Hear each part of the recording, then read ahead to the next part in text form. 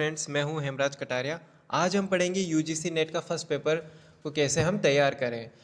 UGC net का जो paper होते हैं साल में 2 बार होते हैं। हम देखते हैं कि उसमें करीब 150 क्वेश्चन आते हैं। 100 सब्जेक्ट के होते हैं, 50 टीचिंग और रिसर्च एप्टीट्यूड के होते हैं। तो आज हम बात करेंगे टीचिंग और रिसर्च एप्टीट्यूड के क्वेश्चन के बारे में, जो 50 क्वेश्चन होते हैं और हर क्वेश्चन 2 मार्क्स का होता है, यानी 100 नंबर के जो होता है, 100 नंबर का पेपर होता है। ठीक है, उसको हम जनरली फर्स्ट पेपर कहते हैं। तो उसके बारे में हम आज चर्चा करेंगे।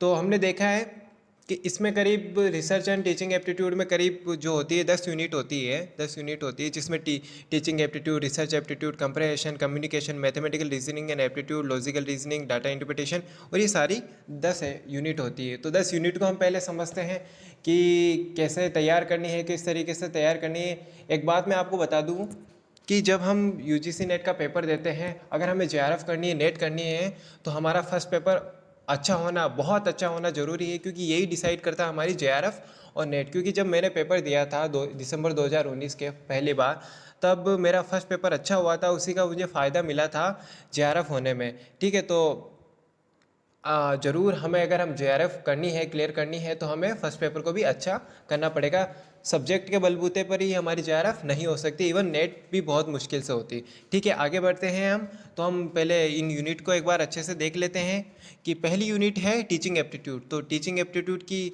जो यूनिट है, ये जो यूनिट है ये थोड़ी हार्ड सी पड़ती है, क्योंकि बीएड करे हुए जो स्टूडेंट होते हैं उनके लिए आसान सी है, लेकिन ये जो जो नॉन बीएड स्टूडेंट है उनके लिए थोड़ी सी हार्ड पड़ती है। तो इसको हम देखते हैं कि कैसे तैयार करनी है। देखो, इसमें क्या क्या होता है। टीचिंग एप्टीट्यूड के अंदर टीचिंग कंसेप्ट आता है, ऑब्जेक्टिव आते हैं, लेवल्स ऑफ टीचिंग आते हैं, ये सारी चीज़ें होती हैं।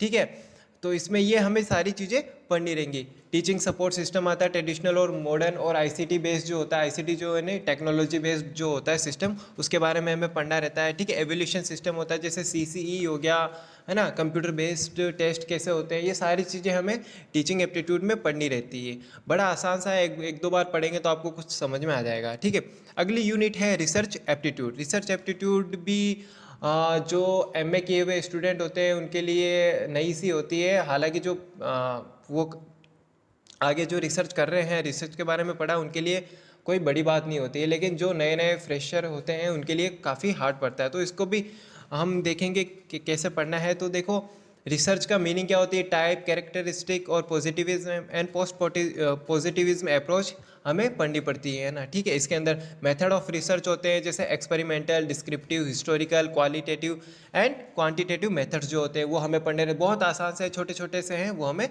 देखने रहते हैं। स्टेप ऑफ रिसर्च, है ना। ठीक है, ये सारे स्टेप्स जो होते हैं रिसर्च के, बहुत आसान ही है, लेकिन जब आप नए हैं तो आपको थोड़ा सा अटपटा लगेगा, लेकिन एक दो बार पढ़ेंगे तो बिल्कुल समझ में आ जाएंगे। ठीक है, रिसर्च इथिक्स होती है जो बहुत ज़रूरी है। रिसर्च इथिक्स से हमेशा कहीं ना कहीं क्वेश्चन आता है, हर बार आता है। Application of ICT in research, ये भी बहुत इंपॉर्टेंट है। ठीक है, अब देखो थर्ड यूनिट देखी जाती है। थर्ड यूनिट है कंप्रहेंशन। तो दोस्तों, ये जो यूनिट है ये बहुत इंपॉर्टेंट यूनिट है। ये इसलिए इम्पोर्टेंट है क्योंकि इसके अंदर जो 5 क्वेश्चन आते हैं कंप्रहेंशन के अंदर, एक पैसेज आएगा, सीन पैसेज, उसके अंदर से हमें जो 5 क्वेश्चन पूछे जाएंगे उसके अंदर से हमें आंसर ढूंढ के निकालने होते हैं। तो 5 क्वेश्चन है, यानी 10 मार्क्स के, इसमें हम पूरे में से पूरे मार्क्स ला सकते हैं। तो बहुत इंपॉर्टेंट होते हैं, इसमें हमें ज़्यादा मेहनत भी नहीं करनी पड़ती। बशर्ते हमें, जब हम पेपर कर रहे होते हैं तो हमें बड़े ध्यान से उस पैसेज को पढ़ना रहता है, उसका जो सार है, मीनिंग है, इसेंस है, उसे हमें समझना होता है और उसे हमें तैयार करना, उसके उसके अकॉर्डिंग हमें आंसर करना होता है। ठीक है, तो इसमें हम पूरे में से पूरे मार्क्स ला सकते हैं। ठीक है, चौथा यूनिट है कम्युनिकेशन। ये भी बड़ा आसान सा यूनिट है, इसमें ज़्यादा मेहनत नहीं करनी पड़ती है। ठीक है, तो इसमें हम देखो, कम्युनिकेशन होता है, जो मीनिंग होता है कम्युनिकेशन का, टाइप्स है communication, types of communication, characteristic of communication, ये सारी चीज़ें पढ़नी रहेगी। ठीक है, effect communication, verbal and non verbal, intercultural and group communication, classroom communication, इसके बारे में कुछ छोटी मोटी बातें जो होती है वो हमें देखनी रहेगी। आगे देखेंगे हम किस में से क्या देखेंगे, सोर्स देखेंगे इसके, लेकिन हम सिलेबस के अकॉर्डिंग चलते हैं कि क्या क्या पढ़ना है, क्या किस तरीके से पढ़ना है। ठीक है, यूनिट हम समझते हुए चलते हैं। अगली यूनिट है मैथमेटिकल रीजनिंग एंड एप्टीट्यूड। यह भी बहुत इंपॉर्टेंट दोस्तों अच्छी यूनिट है, इसमें हम पूरे में से पूरे मार्क्स ला सकते हैं, है ना। रीजनिंग और मैथमेटिकल रीजनिंग और एप्टीट्यूड के जो क्वेश्चन होते हैं बहुत ही आसान आते हैं, जैसे सीरीज से रिलेटेड हो गया, है ना। तो ये सारे नंबर सीरीज़ हो गए, लेटेस्ट सीरीज़ हो गई, कोर्स एंड रिलेशनशिप हो गए, ये बहुत ही आसान से क्वेश्चन आते हैं, पूरे में से पूरे मार्क्स ला सकते हैं। मैथमेटिकल एप्टीट्यूड हो गए, fraction, time and distance, ratio, proportion and percentage के वाले क्वेश्चन आते हैं। प्रॉफिट एंड लॉस के भी, प्रॉफिट एंड लॉस के तो मैंने अभी हाल ही में नहीं देखे, लेकिन हमें पढ़ने होते हैं, हालांकि आ सकते हैं। इंटरेस्ट के जो क्वेश्चन होते हैं, जो इंटरेस्ट रेट से रिलेटेड या इंटरेस्ट रिलेटेड क्वेश्चन होते हैं, सिंपल इंटरेस्ट, वो पिछले कई सालों से इंटरेस्ट के क्वेश्चन आते हैं, तो बहुत इंपॉर्टेंट है, इसे आप ज़रूर देखना। ठीक है, एवरेज के जो क्वेश्चन है वो भी देखना बहुत ज़रूरी है। तो आपको ये चीज़ें समझ में आ रही होगी। अब देखिए आप अब है लॉजिकल रीजनिंग। ठीक है, तो लॉजिकल रीजनिंग भी बड़ा आसान सा है, इसमें कुछ नहीं करना होता है। थोड़ा सा हमें ये चीज़ नहीं होती तो हमें पढ़ना पड़ेगा इसके बारे में। जैसे understanding and structure of arguments, arguments क्या होते हैं, उसका स्ट्रक्चर कैसा होता है, वो सारी चीज़ें हमें पढ़नी रहती है। ठीक है, evaluating and distinguishing deductive and inductive reasoning, deductive और इंडक्टिव रीजनिंग के क्वेश्चन कहीं ना कहीं हमें हर बार देखने को मिलता है, तो ये हमें पढ़ने ही पढ़ने हैं। ठीक है, समझ में आया होगा आपको। अब देखो, वेन डायग्राम से क्वेश्चन आता है इसके अंदर लॉजिकल रीजनिंग में, तो वेन डायग्राम को तो हम कर सकते हैं, लेकिन बड़े ध्यान से करना रहता है, इसमें भी हम पूरे में से पूरे मार्क्स ला सकते हैं। अब देखो, डाटा इंटरप्रिटेशन, ये यूनिट जो होती है 7th यूनिट, ये बहुत इंपॉर्टेंट है।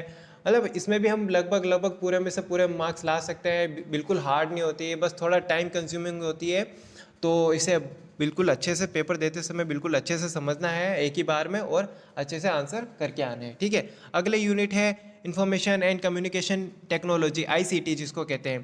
तो कंप्यूटर क्या होता है, कंप्यूटर से जो रिलेटेड है वो सारी चीज़ें इसके अंदर पढ़नी रहती है। ठीक है, जैसे क्या होता है जनरल एब्रीवेशन, जैसे फुल फॉर्म आती है, HTTP की फुल फॉर्म क्या है ना, WWW की फुल फॉर्म क्या है, वो सारी चीज़ें एब्रीवेशन जो होते हैं फुल फॉर्म, वो हमें पढ़नी रहेगी। और जो टर्मिनोलॉजी है कंप्यूटर, उसे भी हमें पढ़ना रहेगा।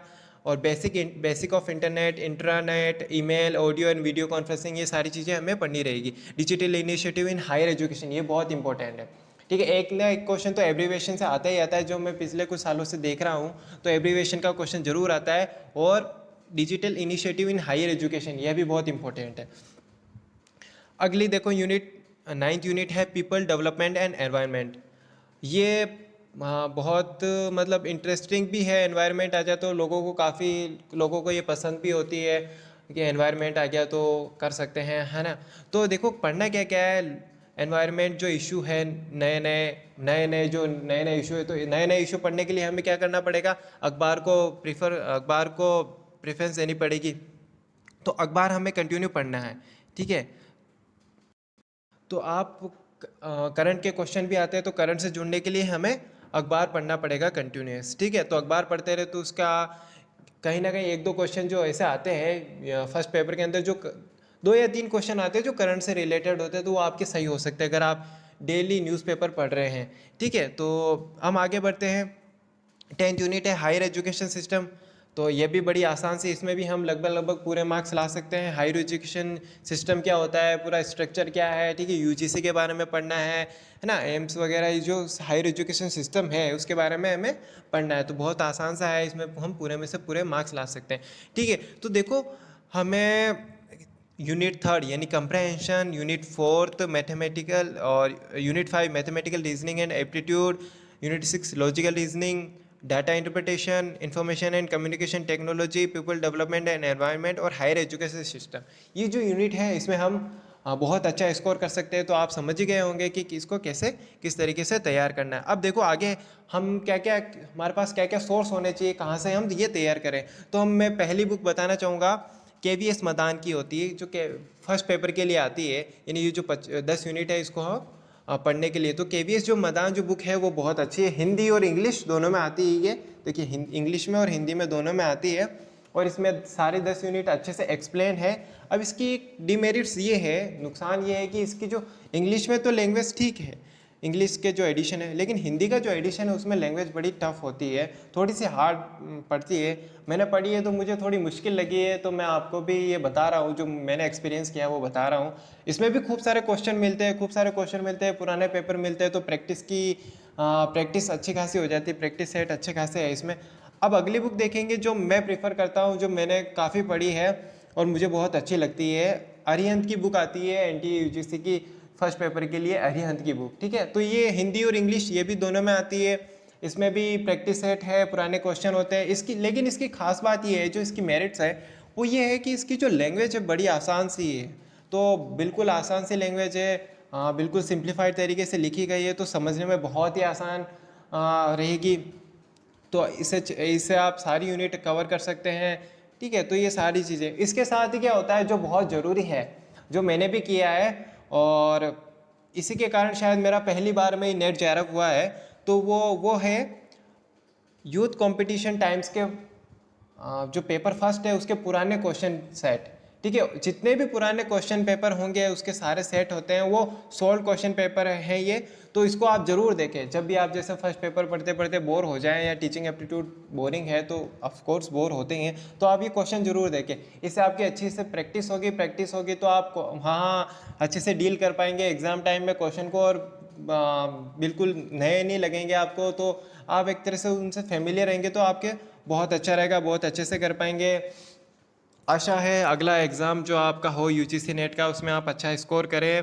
हाँ, सेकंड जो सब्जेक्ट के लिए भी हमने एक वीडियो तैयार करें, उसको भी आप देखें हिस्ट्री सब्जेक्ट के लिए, तो आप ज़रूर देखें। और आशा है आप लोगों को ये पसंद आया होगा, आप लोगों के लिए वीडियो काम आएगा भविष्य में। आपको अगर ये पसंद आए तो इसे ज़रूर लाइक करें, सब्सक्राइब करें और शेयर ज़रूर करें। Thank you.